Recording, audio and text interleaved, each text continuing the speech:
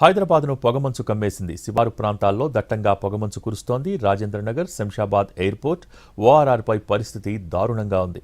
పొగమంచు కారణంగా ముందున్న వాహనాలు కూడా కనిపించడం లేదు.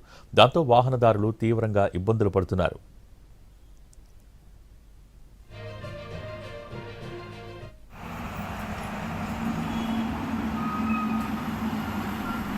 ఇటు విమాన రాకపోకలపైన ప్రభావం పడింది. శంషాబాద్ ఎయిర్పోర్ట్ నుంచి వెళ్లాల్సిన పలు విమానాలు రద్దు చేశారు.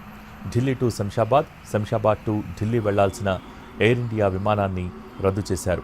ఇటు శంషాబాద్ టు తిరుపతి, తిరుపతి నుంచి శంషాబాద్కు రావాల్సిన ఇండిగో విమానం ఆలస్యంగా నడుస్తోంది.